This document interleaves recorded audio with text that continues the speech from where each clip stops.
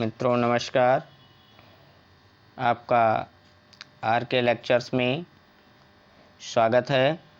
आज हम इसमें नए टॉपिक पे चर्चा पढ़ते हैं जिसका नाम है हाइड्रोकार्बन। हाइड्रोकार्बन क्या होते हैं, ये कितने प्रकार के हैं, इनके बारे में आज हमें पूरी जानकारी इस वीडियो में मिलेगा, जो आगे चल के आप लोगों को बहुत ही अच्छा रिस्पांस देगा। इसमें देखते हैं हाइड्रोकार्बन क्या होते हैं। तो हाइड्रोकार्बन आप देखिए, बाएं तरफ आप देखते रहिए, इसमें जो है हम आपको समझाते रहेंगे। हाइड्रोकार्बन में दो शब्द हैं, एक है आपका हाइड्रोजन और दूसरा है कार्बन। यहाँ पे देखिए, एक है हाइड्रोजन और दूसरा है कार्बन। यहाँ पे हाइड्रो और कार्बन का मतलब होता है हाइड्रोजन और कार्बन से मिलकर बना हुआ यौगिक।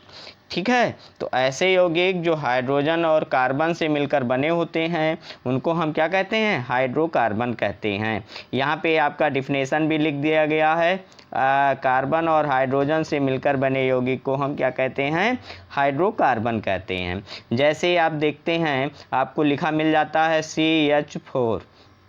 अब CH4 में दो ही चीज़ हैं, एक तो है कार्बन और दूसरा है क्या, हाइड्रोजन।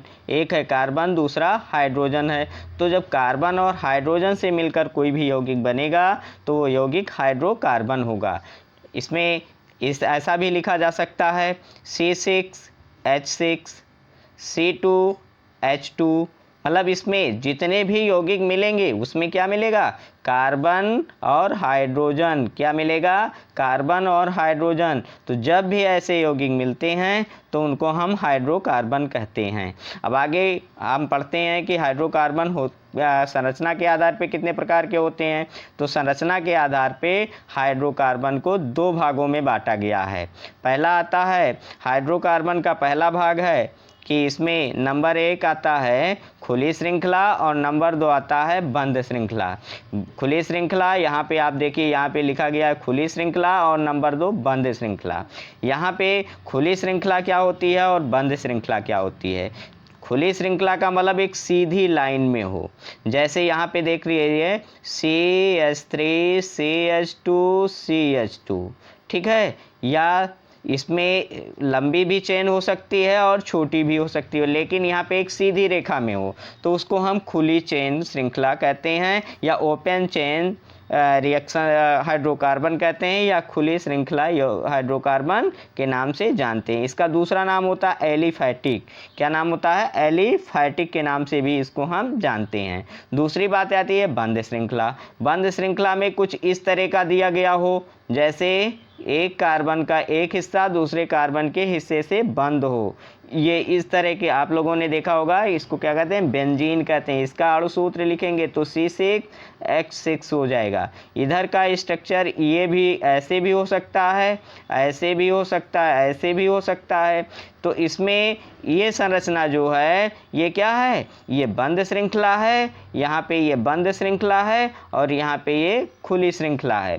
अब हम खुली श्रृंखला और बंद श्रृंखला के बारे में जान चुके हैं। तो खुली श्रृंखला क्या होगी, ऐसे हाइड्रोकार्बन जो एक सीधी रेखा में पाए जाते हैं उन्हें हम क्या कहते हैं, खुली श्रृंखला हाइड्रोकार्बन कहते हैं। तथा जिनका जो ऐसे हाइड्रोकार्बन जो एक रिंग में पाए जाते हैं, घेरे में पाए जाते हैं, चक्र में पाए जाते हैं, तो उनको हम क्या कहते हैं, बंद श्रृंखला या चक्रीय हाइड्रोकार्बन कहते हैं। अब बात करते हैं कि खुली श्रृंखला यौगिक को कितने भागों में बांटा गया और बंद श्रृंखला यौगिक को कितने भागों में बांटा गया। तो खुली श्रृंखला यौगिक को दो भागों में बांटा गया। नंबर 1 असंतृप्त हाइड्रोकार्बन और नंबर 2 असंतृप्त। संतृप्त का मतलब होता है जिसमें एकल बंध पाया जाता हो। असंतृप्त का मतलब होता है जिसमें 2 बंध या 3 बंध पाए जाते हों। तो इसका डिफिनेशन क्या लिख सकते हैं, ऐसे पहले में संतृप्त हाइड्रोकार्बन की डिफिनेशन क्या लिख सकते हैं, ऐसे हाइड्रोकार्बन जो एकल बंधों द्वारा बंधे होते हैं संतृप्त हाइड्रोकार्बन कहलाते हैं। दूसरी बात क्या आती है, असंतृप्त हाइड्रोकार्बन। असंतृप्त हाइड्रोकार्बन ऐसे हाइड्रोकार्बन जो 2 या 3 बंधों द्वारा बंधे हों उन्हें हम क्या कहते हैं, असंतृप्त हाइड्रोकार्बन कहते हैं। अब बात आती है इनको पहचानेंगे कैसे, तो इनका जो सामान्य सूत्र होता है वो होता है CnH2n+2 और इनको हम 2 भागों में बांटते, ये पहले हम स्टडी कर लेते हैं इसको। अब इसको हम और ज़्यादा जानने के लिए जैसे लिखते हैं, इसमें हम लिख देते हैं कि क्या होते हैं इसमें, इसको हम लिखते हैं कि ये क्या होते हैं। इसमें देखिए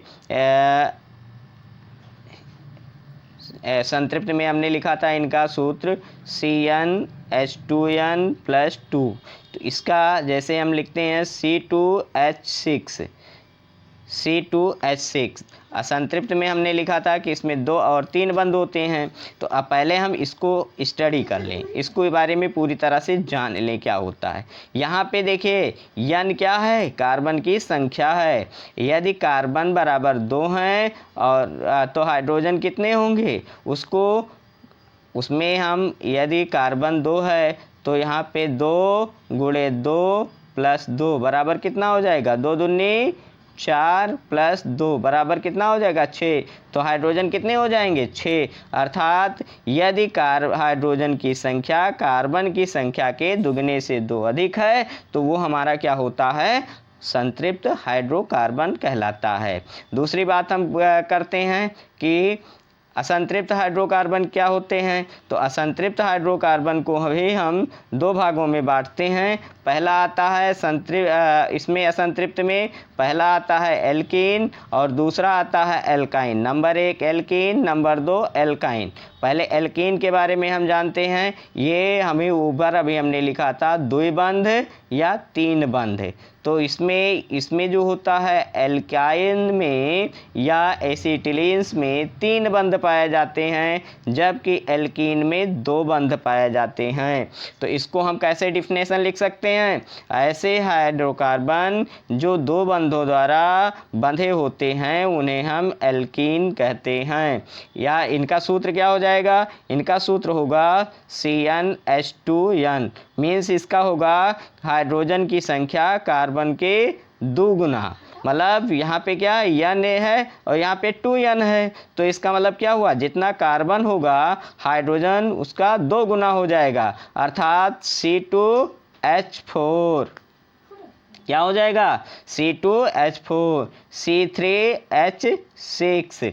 ऐसे जब सूत्र होंगे तो हम उनको किस में कहेंगे, एल्कीन कहेंगे। अब बात करते हैं एल्काइन। तो एल्काइन क्या होते हैं, एल्काइन के बारे में जान लेते हैं। एल्काइन में हमने बताया था कि 3 बंध होते हैं। इनका सामान्य सूत्र होता है CnH2n-2। CnH2n-2 मतलब क्या हो गया कि इनमें जो हाइड्रोजन की संख्या होती है वो कार्बन की संख्या के दुगने से 2 कम होती है। अर्थात अगर C2 है तो 2 गुना कितना हो गया, 2 दूनी 4 और -2 तो कितना हो जाएगा, H कितना हो जाएगा, 2 हो जाएगा। इसकी संरचना अगर हम बनाएं तो इसमें 2 कार्बन हैं, 2 हो गया, और हाइड्रोजन कितने हैं, 2 हैं, तो एक हाइड्रोजन इधर जोड़ दिया, एक हाइड्रोजन इधर जोड़ दिया। अब कार्बन की संयोजकता पूरी करनी है तो इसमें 2 बंध और लगा दीजिए, कार्बन की संयोजकता पूरी हो गई।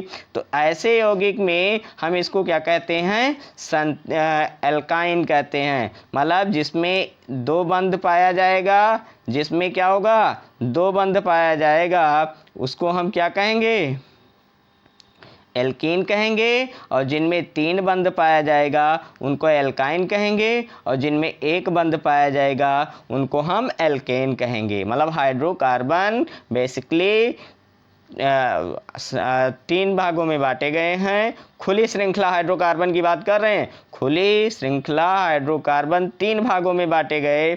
Number 1 alkane, number 2 alkene, number 2 alkyne. अब बात हम करते हैं कि इसमें जो चक्रीय यौगिक था वो चक्रीय यौगिक क्या होता है। तो चक्रीय यौगिक या बंद श्रृंखला यौगिक किसे कहते हैं, उसको आपको हमने अभी बताया था कि बंद श्रृंखला यौगिक क्या होते हैं उनके बारे में स्टडी करते हैं। तो आप देखते हैं इसमें बंद श्रृंखला यौगिक ये 2 प्रकार के होते हैं। ये कितने प्रकार के होते हैं? 2 प्रकार के होते हैं। नंबर 1 आता है एलिसाइक्लिक और नंबर 2 आता है एरोमेटिक। क्या? एलिसाइक्लिक और एरोमेटिक। एलिसाइक्लिक क्या होते हैं उसको आप जान लीजिए। एलिसाइक्लिक का मतलब होता है, यहाँ पे देखिए, जब ये होते तो हैं ऐसे, इस तरह से कर देते हैं।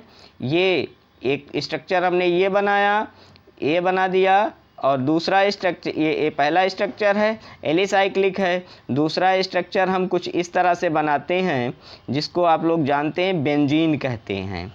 यहाँ पे देखिए hydrogen hydrogen hydrogen hydrogen hydrogen और हाइड्रोजन है।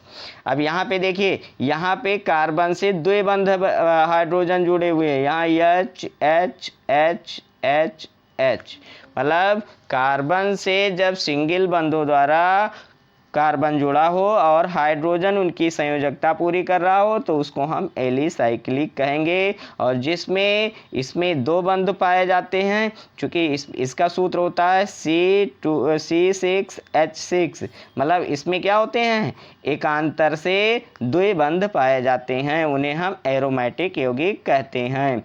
अब हम यहाँ पे देख लिए हैं कि फिर से एक बार पढ़ते हैं, हाइड्रोकार्बन क्या होते हैं। हाइड्रोकार्बन क्या होते हैं? हाइड्रोकार्बन ऐसे यौगिक होते हैं जो कार्बन और हाइड्रोजन से मिलकर बने होते हैं, उन्हें हम हाइड्रोकार्बन कहते हैं। ये संरचना के आधार पे 2 प्रकार के होते हैं। नंबर 1 खुली श्रृंखला हाइड्रोकार्बन या एलिफैटिक हाइड्रोकार्बन, और नंबर 2 बंद श्रृंखला हाइड्रोकार्बन या चक्रीय हाइड्रोकार्बन।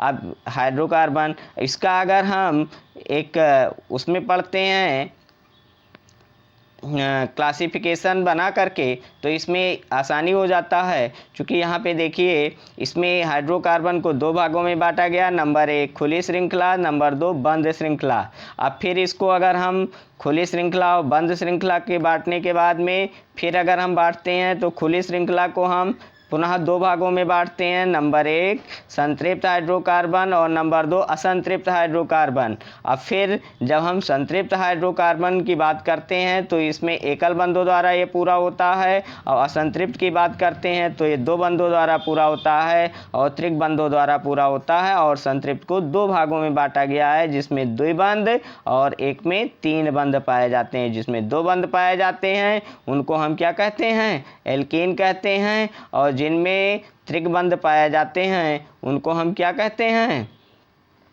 उनको हम एल्काइन कहते हैं। इसमें 2 बंध, इसमें 3 बंध और इसमें 1 बंध पाए जाते हैं। अब बात करते हैं आगे इसमें चक्रीय बंद श्रृंखला में। तो बंद श्रृंखला यह हाइड्रोकार्बन 2 प्रकार के होते हैं। नंबर 1 है कि इसमें नंबर 1 है आपका एलिसाइक्लिक और नंबर 2 है एरोमेटिक। क्या है? नंबर 2 है एरोमेटिक। और एलिसाइक्लिक क्या होता है? जिसमें कार्बन बंद श्रृंखला में तो होते हैं लेकिन उनकी संयोजकता एकल बंधों द्वारा पूरी होती है। और एरोमेटिक क्या होते हैं? बंद श्रृंखला में हाइड्रोकार्बन होते हैं लेकिन उनकी संयोजकता 2 बंधों द्वारा पूरी होती है। इसको आप लोग नोट्स भी बना लीजिए, पढ़ लीजिए। यदि हमारे वीडियो में आप लोगों को कोई परेशानी नहीं है और समझ में आ रहा है तो वीडियो को लाइक और सब्सक्राइब करना ना भूलें, जिससे जो भी नया वीडियो बने वो आप लोगों तक ज़रूर पहुंचता रहे। और जैसा भी है कि आप लोग आजकल घर से बाहर निकल नहीं पा रहे होंगे, घर पे ही रह के पढ़ाई कर रहे हैं, तो मन लगा करके पढ़ाई करते रहिए जिससे आपके कोर्स को आगे बढ़ाया जा सके। धन्यवाद। अगला वीडियो अगले दिन हम फिर हाजिर होंगे। तब तक के लिए आप लोग घर पे रहिए और जो है सुरक्षित रहिए। धन्यवाद।